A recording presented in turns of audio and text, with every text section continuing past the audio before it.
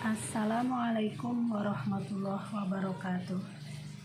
Saudara-saudara mahasiswa peserta mata kuliah metodologi penelitian hukum dan metodologi penelitian hukum dan fikih yang berbahagia.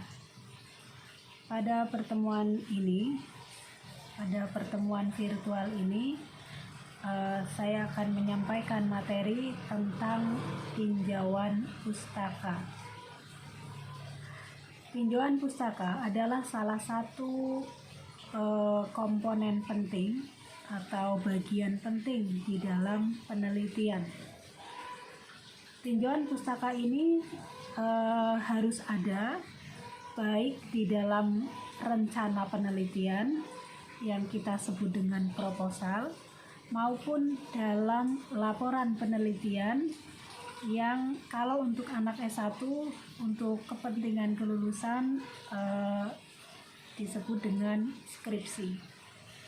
Untuk S2 tesis dan untuk S3 disertasi. Semua harus ada tinjauan pustakanya.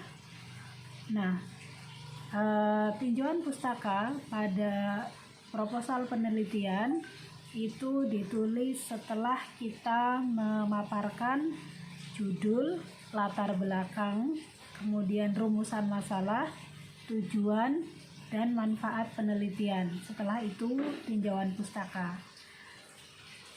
Sedangkan untuk laporan penelitian, tinjauan pustaka ini dicantumkan di dalam bab 2 pada umumnya. Bisa jadi ada lembaga atau kampus yang menentukan ditaruh di bab 1, tetapi pada umumnya ditaruh di bab 2. Nah, secara sederhana tinjauan pustaka itu adalah ulasan dari buku. Nah, tinjauan dalam bahasa Inggrisnya itu review, pustaka itu literature, tulisannya literature, bacanya literature. Literature review, tinjauan pustaka.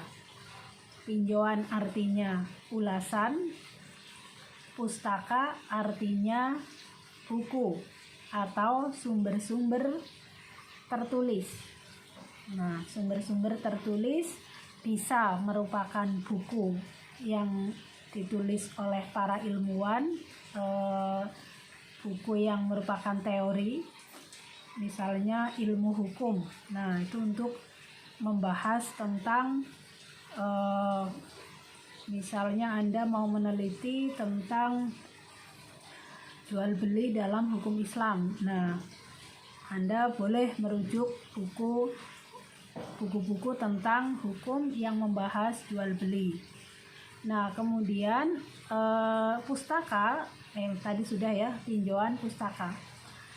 Kemudian yang dimaksud pustaka di sini adalah tadi bisa buku-buku yang sifatnya teoritis, bisa juga buku-buku hasil dari penelitian, suatu penelitian. Ya, jadi orang lain sudah meneliti tentang jual beli. Itu seperti apa, siapa saja, isinya bagaimana, tertautannya dengan penelitian yang Anda lakukan itu di mana. Nah, itu sederhananya. Jadi artinya apa? Artinya kita menegaskan bahwa penelitian kita adalah penelitian yang berpijak pada ilmu, pada referensi ilmiah. Jadi bukan penelitian yang ngawur, melainkan ada dasar teori ilmiahnya dan terhubung dengan kajian-kajian yang dalam topik yang kita tulis itu terhubung dengan peneliti atau penulis lain. Nah, fungsi kajian pustaka di sini salah satunya adalah selain tadi menegaskan bahwa yang kita lakukan itu ada dasar ilmiahnya, juga merupakan ungkapan kerendahan hati dari kita selaku peneliti atau yang akan meneliti, bahwa kita bukan satu-satunya orang yang melakukan penelitian dalam topik yang sejenis. Kalaupun betul-betul peristiwanya baru, kita baru orang pertama yang akan meneliti itu, tetapi secara teoritis misalnya begini, Anda mau meneliti tentang praktek jual beli atau sewa menyewa yang baru ada di desa kalian. Di desa Anda baru ada orang yang praktek seperti itu, alatnya baru dan sebagainya. Nah, mungkin kasusnya baru, dalam arti ada teknologi baru dipraktekkan oleh masyarakat, lalu Anda mau meneliti hukumnya. Nah, caranya baru, tetapi secara teoritis kalau kita kategorikan itu sebagai praktek sewa menyewa misalnya, tentu sudah banyak peneliti yang melakukan penelitian tentang sewa menyewa, sehingga nanti kita bisa hubungkan dengan hasil-hasil penelitian terdahulu itu.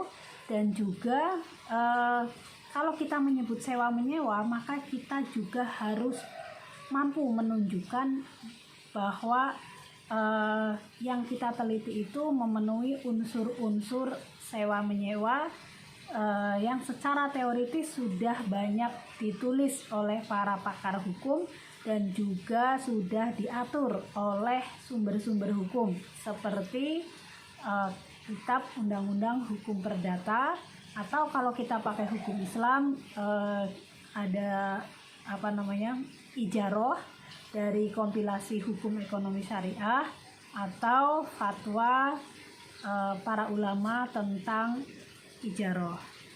Nah, sekarang saya akan menerangkan secara lebih terperinci apa tujuan, gunanya tinjauan pustaka. Nah, dalam tinjauan pustaka ini biasanya tinjauan pustaka ini biasanya dibagi dua. Yang pertama adalah kerangka konseptual, yang kedua hasil penelitian terdahulu.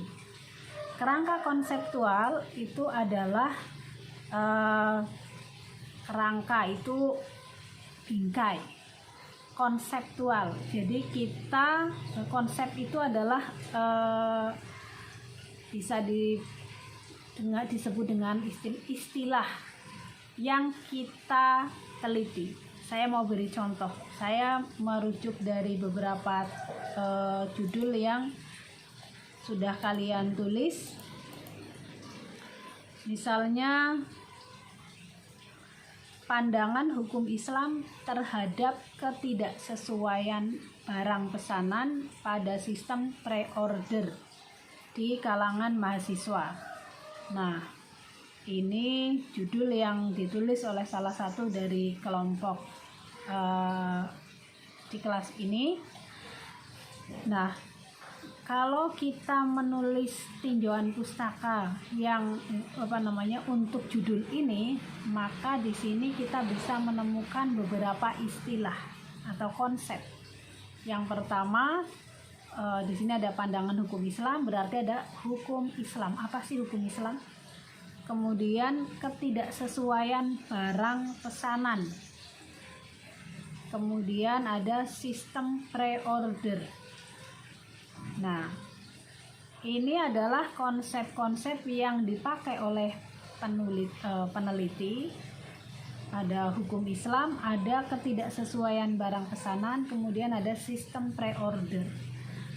Nah, maka di dalam tinjauan pustaka ini Anda selaku peneliti harus menjelaskan definisi dari pre-order, dari ketidaksesuaian barang pesanan. Nah, pre-order itu kan artinya membeli sesuatu dengan cara memesan. Nah, bahasa yang populer pre-order, tetapi secara ilmiah di dalam hukum ekonomi syariah kita mengenal ada yang namanya istisna. Jual beli pesanan yang dibuat dulu barangnya, kemudian spesifikasinya sudah ditentukan dari awal, disepakati, harganya sudah disepakati. Nah, nanti barangnya diserahkan setelah jadi. Nah, jadi ketika kesepakatan terjadi, barangnya belum ada karena belum dibuat. Nah, kemudian hukum Islam. Nah, hukum Islam di sini Anda harus jelaskan ketika Anda mau meneliti tentang sistem pre-order, kemudian Anda menemukan masalah ketidaksesuaian barang dengan spesifikasi yang disepakati. Nah, kemudian siapkan cari, maksud saya bahan-bahan literatur dari hukum Islam yang relevan dengan topik tentang pre-order.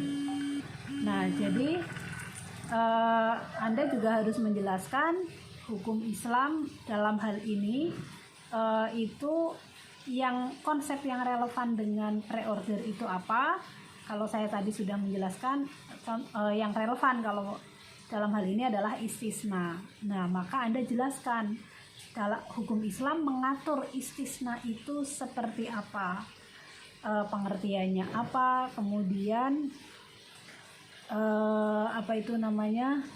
syarat dan rukunnya apa saja, kemudian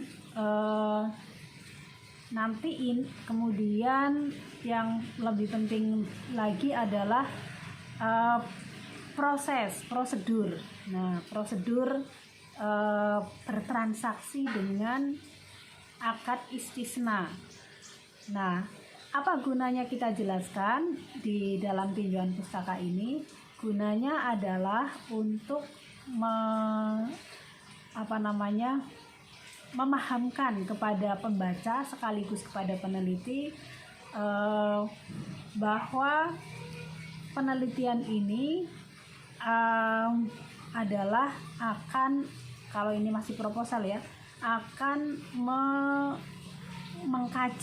mengkaji jual beli dengan sistem pre-order yang ternyata barangnya tidak sesuai antara kesepakatan dengan yang diserahkan, lalu ditinjau dari hukum Islam. Nah, maka sudah harus clear, harus jelas dari tinjauan pustaka ini apa yang dimaksud pre-order, apa yang masalah-masalah yang terjadi dalam pre-order, kemudian hukum Islam. Karena Anda mau pakai hukum Islam, maka harus Anda bisa menemukan konsep yang relevan atau sesuai. Jadi tidak semata-mata sembarangan apa saja dalam hukum Islam itu ditulis. Nah, saya sering mendapati kesalahan di dalam menulis tinjauan pustaka itu ketika misalnya menggunakan tinjauan hukum Islam. Nah, itu yang dijelaskan di dalam tinjauan pustaka itu hanya pengertian hukum Islam dan sumber-sumber hukum Islam, tapi tidak menyebutkan konsep apa yang tepat atau relevan dengan topik. Kenapa ini sering terjadi? Karena hukum Islam itu sangat luas. Anda sendiri sudah belajar 4 semester jalan ini di Fakultas Syariah dan Ilmu Hukum. Ketika membahas hukum Islam, mata kuliahnya banyak sekali. Sedangkan ketika dipakai untuk penelitian, seringkali peneliti tidak mampu menemukan konsep yang tepat. Misalnya selain tadi soal pre-order ya, kalau misalnya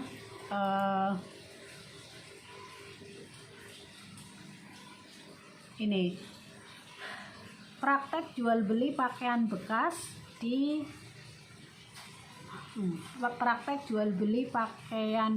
di media sosial Facebook ditinjau dari Undang-Undang Perlindungan Konsumen dan Hukum Islam, misalnya seperti itu. Nah, maka kadang-kadang dalam judul seperti ini kesalahan yang sering dilakukan adalah dalam menulis tinjauan pustaka itu peneliti hanya menulis pengertian hukum Islam, kemudian sumber-sumber hukum Islam apa saja, kemudian ya biasanya sudah selesai begitu. Padahal kata-kata hukum Islam di judul yang tentang jual beli pakaian bekas dengan yang tadi jual beli pre-order itu tentu berbeda. Konsep yang tepat untuk menganalisis ini jelas berbeda. Kalau tadi karena pre-order, maka konsep yang tepat adalah istisna. Sedangkan untuk jual beli pakaian bekas, nah kalau di Facebook itu ada pre-loved. Nah, kemudian ditinjau dari Undang-Undang Perlindungan Konsumen dan Hukum Islam. Nah, maka hukum Islam di sini yang dipakai itu konsepnya apa? Nah, itu harus jelas. Kalau jual beli, maka konsepnya baik. Kalau jual belinya langsung. Nah, karena ini jual belinya via Facebook, bisa jadi ada pembayaran di awal yang setelah kesepakatan, kemudian setelah ada kesepakatan, spesifikasi jelas, kemudian transfer uang di awal baru kemudian penjualnya mengirim, maka konsep yang dipaparkan dalam tinjauan pustaka dalam hal hukum Islam itu seharusnya salam. Kenapa begitu?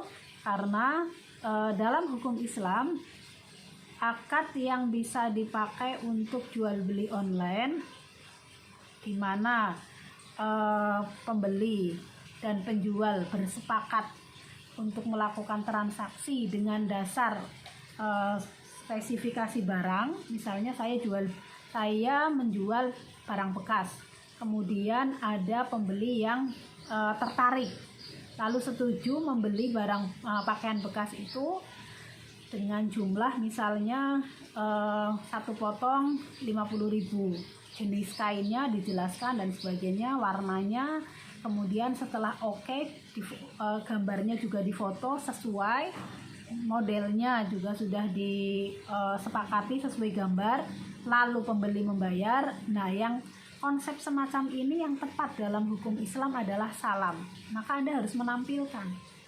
Nah, jadi walaupun di dalam judul itu tidak ada kata salam, tidak ada kata istisna, tetapi ketika persoalannya mengarah kepada dua praktek itu, maka ketika Anda memaparkan tentang konsep hukum Islam, nah maka Anda harus menyebut hukum Islam, apa konsep dari hukum Islam yang tepat. Nah, itu tadi soal kerangka konseptual.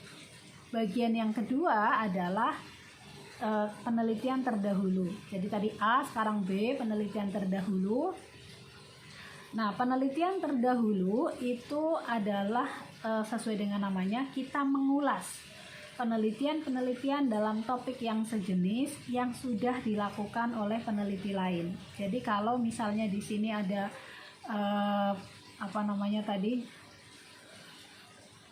pre-order, jual beli pre-order, siapa peneliti terdahulu yang juga sudah meneliti tentang pre-order, kemudian persoalan yang dia kaji apa.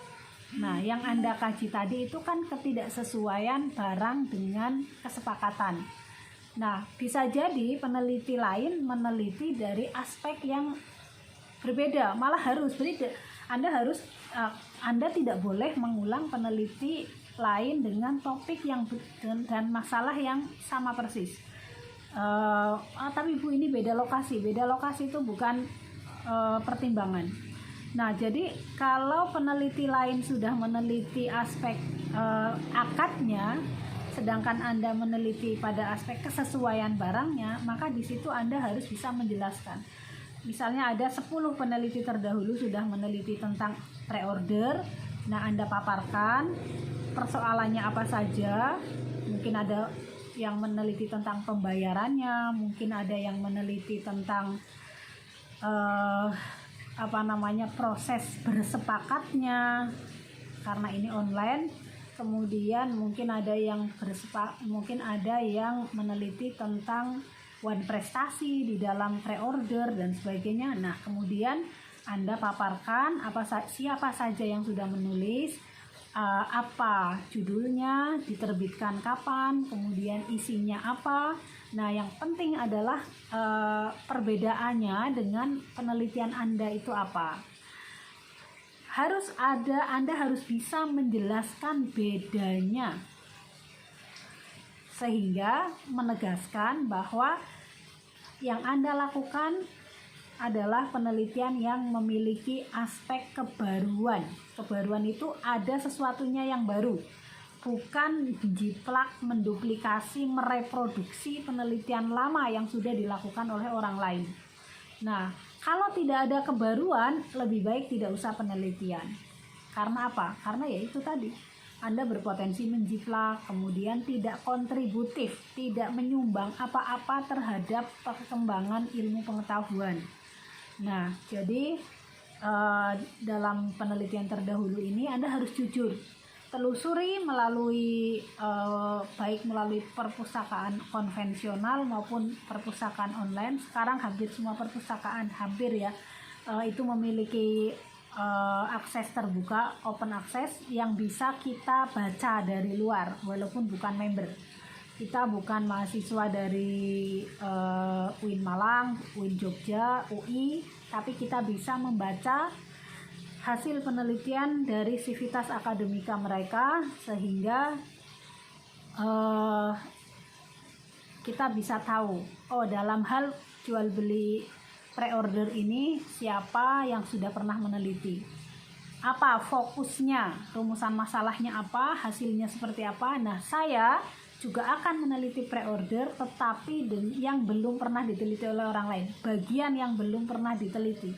Nah, itu yang namanya ulasan terhadap penelitian terdahulu. Nah, demikian paparan tentang tinjauan pustaka. A. Kerangka konseptual. Yang B.